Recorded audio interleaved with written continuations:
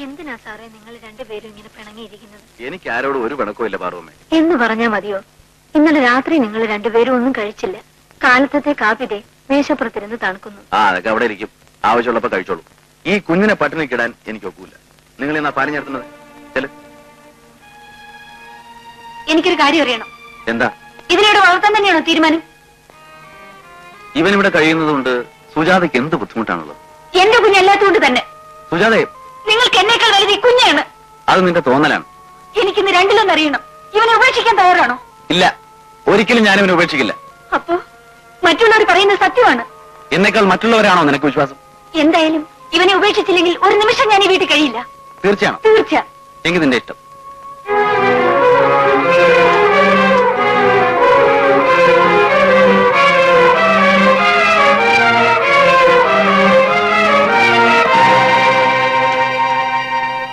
നീ പോവാണോ? അതെ, നിങ്ങൾ അച്ഛനും മോനും കൂടി ഈ വീട്ടിൽ സ്വയമായിട്ട് കഴിഞ്ഞോളൂ. സുജാത കുഞ്ഞെ, സുജാത കുഞ്ഞെ, സാറേ കുഞ്ഞിനെ വിളിക്കും സാറേ. സുജാത കുഞ്ഞെ, സുജാത കുഞ്ഞെ, സുജാത കുഞ്ഞെ.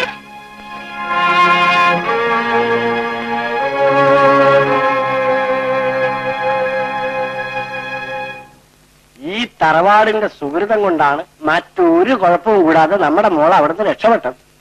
എന്റെ മോൾ അവിടെ കിടന്ന് ഒത്തിരി വേദന തിന്നു കാണും.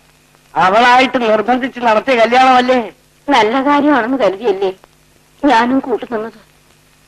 എന്റെ വാക്കിന് അന്ന് ഇവിടെ വല്ല വിലയുണ്ടായിരുന്നു. വിധിച്ചതൊക്കെ നടക്കണ്ടേ ചേട്ടാ? വിധി എന്റെ മകളെ കണ്ണീര് കുടിപ്പിച്ചതിന് അവനെ ഒരു പാഠം പഠിപ്പിക്കാതെ ഞാൻ വെറുതെ വിടില്ല. അല്ലെങ്കിലേ നാട്ടുകാരെന്നെ ദാ ഇങ്ങനെ വിളിക്കും. മോനുട്ടാ, നമുക്ക് തുണി വരിക്കാൻ കേട്ടാ. ഒറ്റക്കായപ്പോ പാറുമ്മക്ക് ഇവനെ കൂടെ നോക്കാൻ ബുദ്ധിമുട്ടായല്ലേ? അയ്യോ, അങ്ങനെ പറയില്ലേ സാറേ. ഞാനും രണ്ടെണ്ണത്തിനെ പെറ്റു വളർത്തിയതാ. അത് സ്വന്തം കുഞ്ഞുങ്ങളല്ലേ? വഴിന്ന് കിട്ടിയതായതുകൊണ്ട് ആദ്യവാദ്യം എനിക്ക് ഇവനോട് ഇഷ്ടമില്ലായിരുന്നു. ഇവന്റെ കളിയും ചിരിയും കണ്ടപ്പോ ഞാൻ മയങ്ങിപ്പോയി സാറേ.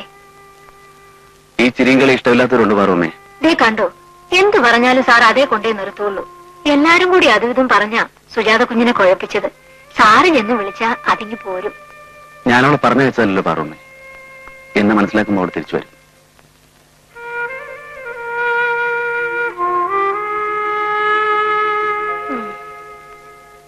എല്ലാം ദൈവവിധി. ഇത്ര പെട്ടെന്ന് വിവാഹമോചനത്തിന് നോട്ടീസ് അയക്കണോ? ഒന്നുകൂടെ ആലോചിച്ചിട്ട് പോരെ? ബിൽക്കുൽ ടീക്ക് ഹേ. ചാടിക്കടാന്ന് കോടതെടുക്കുന്നതിൽ ചാടിക്കേറിയാൽ ചിലപ്പോൾ അടുത്തെത്തിപ്പോവും. എടാ ദാസപ്പ, എനിക്ക് എത്ര വയസ്സുണ്ടെന്ന് നിനക്കറിയാമോ? അത് പിന്നെ കണ്ടാൽ അറിയില്ലേ? 10-15 വയസ്സെങ്കിലും കാണും. 52 കഴിഞ്ഞതേ ഉള്ളൂ. സിവിൽ കേസുമായിട്ട് 35 കൊല്ലത്തെ പാരമ്പര്യമുള്ളവരാണ് ഞാൻ.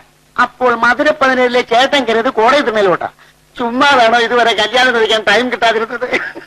എടാ, നിയമം വകുപ്പും ഒക്കെ എനിക്ക് കാണാപ്പാടമാ.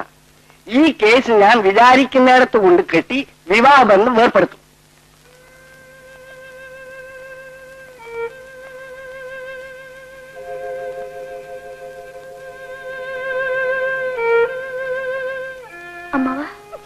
മോളെ ഇവിടെ ഇരിഞ്ഞു. മോളെ, നീ എത്ര കാലം ഇവിടെ ഇങ്ങനെ ജീവിക്കും? നിന്റെ കണ്ണീര് കണ്ട് ദുഃഖിക്കുന്ന 2 ആത്മാക്കൾ ഇവിടെയുണ്ട്. എന്നായാലും ഇതിനൊരു പരിഹാരം വേണ്ടേ? അമ്മാവനൊരു തീരുമാനം എടുത്തിട്ടുണ്ട്. എന്താ മോള് ഇവിടെ ഒന്ന് ഒപ്പിടും.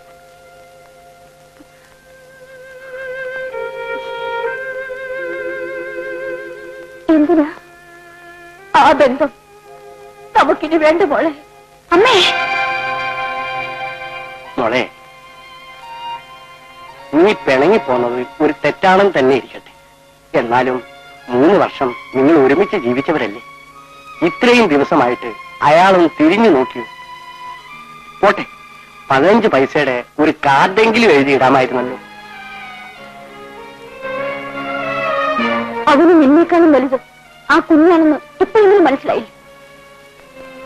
ഇനിയും നമുക്കിത് തുടരണോ മോളെ? നീ അമ്മാവൻ പറഞ്ഞതനുസരിക്കും. അച്ഛനില്ലാത്ത ദുഃഖം നിന്നെ അറിയിക്കാതെ വളർത്തിയത് ഈ അമ്മാവനാണ്.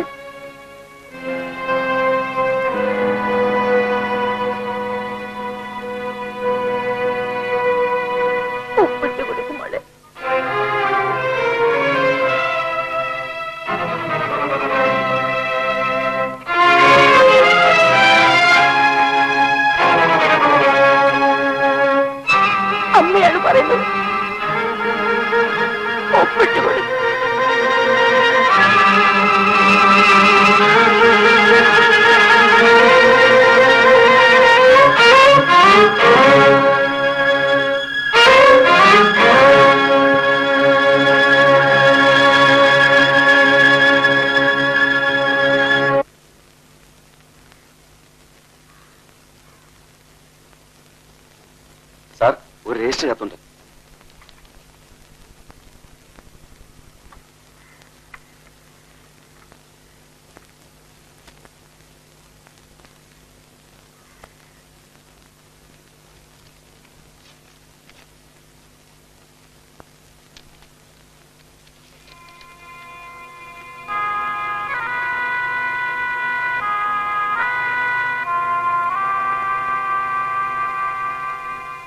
സാറേ, സുജാത കുഞ്ഞിന്റെ എഴുത്താന്നോ?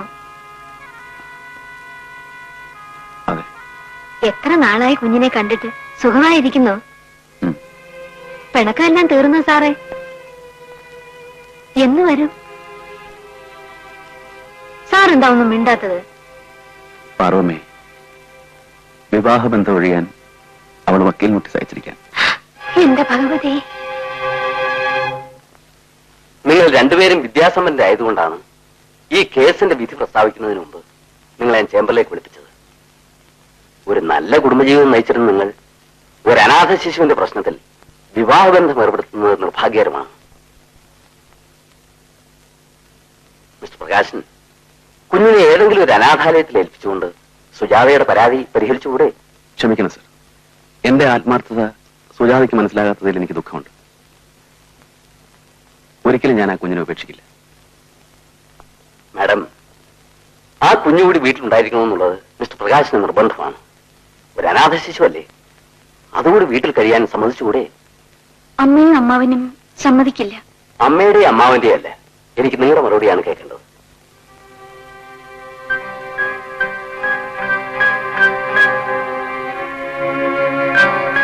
എനിക്ക് ബുദ്ധിമുട്ടാണ്.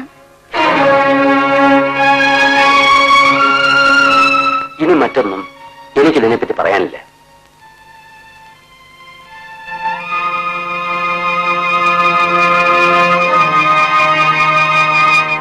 നിർഭാഗ്യവശാൽ പ്രസ്തുത ശിശുവിനെ വീട്ടിൽ വളർത്തുന്ന പ്രശ്നത്തിൽ യോജിപ്പിലെത്താൻ ഭർത്താവായ പ്രകാശനും ഭാര്യയായ സുജാതയ്ക്കും കഴിയാതെ വന്നിരിക്കുകയാണ്.